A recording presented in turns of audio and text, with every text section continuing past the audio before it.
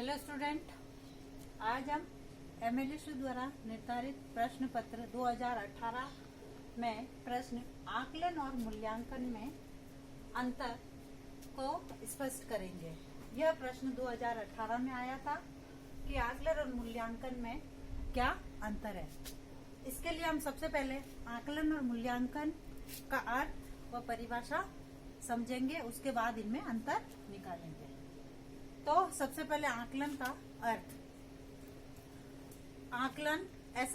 आकलन असेसमेंट शब्द का हिंदी रूपांतरण है।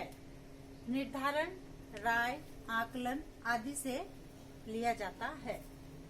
जब तक मूल्यांकन की प्रक्रिया संभव नहीं होती है तब तक निर्धारण या राय नहीं दी जा सकती है। यानी जब तक मूल्यांकन की प्रक्रिया निर्धारित नहीं होती है, क्योंकि ये दोनों एक दूसरे से संबंधित है। मूल्यांकन की प्रक्रिया निर्धारित नहीं होगी तब तक हम उसके संदर्भ में राय नहीं दे सकते और निर्धारण नहीं कर सकते। अतः आकलन की प्रक्रिया मूल्यांकन के बाद संभव होती है। आकलन की प्रक्रिया में आकलन का कार्य प्रत्येक छात्र की शैक्षिक आवश्यकताओं की पूर्ति के लिए शैक्षिक आवश्यकताओं की पूर्ति के लिए किया जाता है या पूर्ति के लिए होता है तथा यह एक सतत प्रक्रिया के रूप में जानी जाती है। आकलन सतत प्रक्रिया मानी जाती है या मूल्यांकन के साथ साथ चलने वाली प्रक्रिया मानी जाती है, जिसके अंतर्गत हम प्रक्रिया में सुधार एवं उस प्रक्रिया को प्रभाविता में वृद्धि करने के लिए करते हैं। इस प्रकार कहा जा सकता है कि आकलन प्रक्रिया एक सतत और सुचारात्मक प्रक्रिया है जो मूल्यांकन के साथ चलती है। अब है प्रोफेसर एस के दुबे ने आकलन के संदर्भ में परिभाषा दी है। आकलन का आशय उन सभी नीतियों, सिद्धांतों एवं विधियों की समीक्षा है जो कि छात्रों की शैक्षिक एवं सामाजिक आवश्यकताओं के ज्ञान एवं उनकी पूर्ति के लिए प्रयुक्त होती है। यानी नीतियां है, सिद्धांत है, विधियां है और उसकी समीक्षा है जो बालक की शैक्षिक और सामाजिक आवश्यकताओं की पूर्ति करता है और उसके सामाजिक और शैक्षिक आवश्यकताओं के ज्ञान है उनकी पूर्ति के लिए आवश्यक मानी गई है। अब है मूल्यांकन का अर्थ। मूल्यांकन शैक्षिक प्रक्रिया के साथ साथ जीवन की प्रत्येक प्रक्रिया का महत्वपूर्ण अंग है। जीवन का प्रत्येक क्षेत्र में मूल्यांकन की आवश्यकता पड़ती है। जैसे एक डॉक्टर जो होता है अपनी दवाई का परिणाम जब देखता है तब कि जब वह जो रोगी को दवाई दे रहा है उसमें होने वाले परिणामों के आधार पर कि उसमें क्या चेंजेस हो रहे हैं उसके आधार पर वह अपने परिणाम देखता है और रोगी में क्या परिवर्तन हो रहे हैं उस दवाई को देकर। और इसके उपरांत जैसे एक जो कारीगर होता है अपने हाथ से बनाई हुई वस्तु का मूल्यांकन जब करता है जब खरीदार और मालिक उसकी तारीफ करते हैं, और उसी प्रकार एक बाग का माली अपने कोमल पौधों का मूल्यांकन करके सुंदर लगने की दृष्टि से करता है। ठीक उसी प्रकार शिक्षा प्रक्रिया में शिक्षक को भी मूल्यांकन करना पड़ता है। वह अपने शिक्षार्थियों में हुए व्यवहार परिवर्तन के आधार पर मूल्यांकन करता है कि मूल्यांकन के बाद विद्यार्थियों में कौन कौन से परिवर्तन आए हैं। ये सारी चीजें मूल्यांकन के बाद ही पता चलती है। शैक्षिक मूल्यांकन एक ऐसी प्रक्रिया है जिसके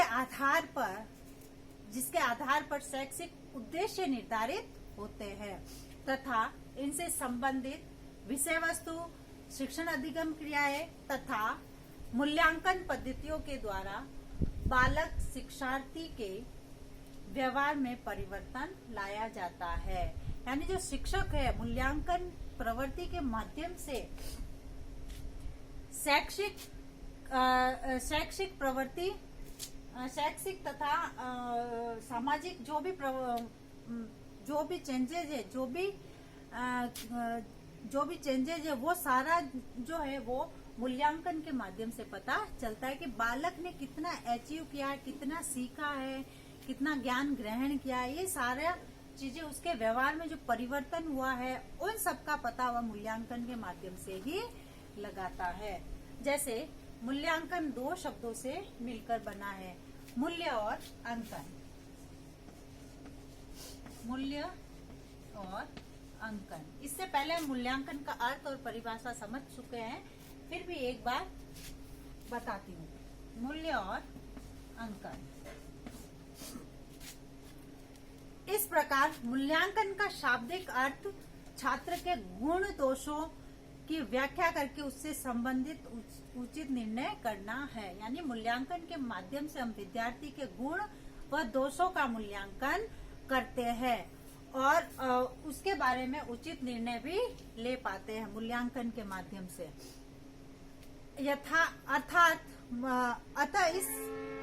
अतः इस माध्यम से हम केवल शारीरिक प्रगति अथवा उपलब्धि की ही जांच नहीं करते, इसमें वरन उनकी शारीरिक, मानसिक, नैतिक और सामाजिक आदि सभी गुणों का मूल्यांकन करते हैं।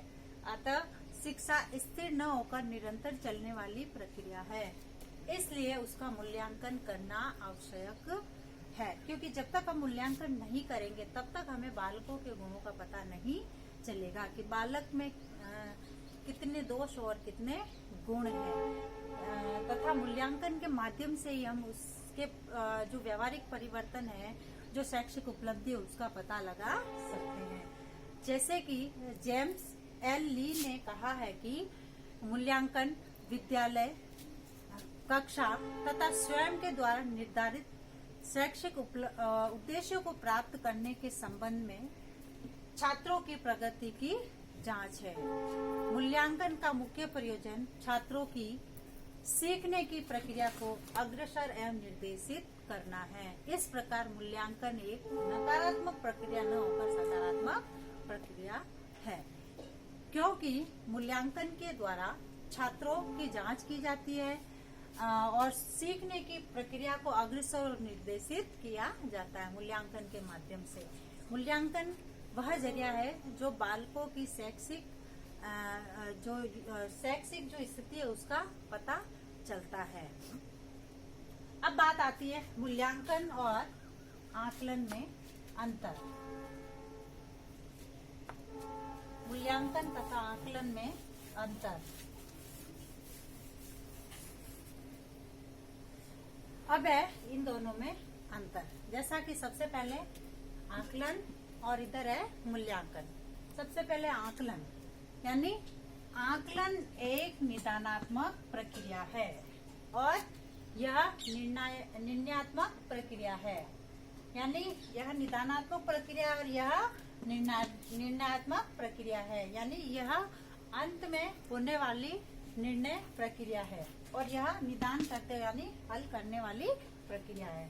उसके बाद है आकलन सतत प्रक्रिया है और यह अंत की प्रक्रिया है। यानी आकलन साथ साथ चलने वाली, निरंतर चलने वाली प्रक्रिया है और मूल्यांकन अंत में होने वाली प्रक्रिया है। यानी अगर पाठ्यक्रम पूरा हो जाता है उसके बाद हमने जितना करवाया उस चीज का मूल्यांकन होता है, तो यह प्रक्रिया अंत में होती है।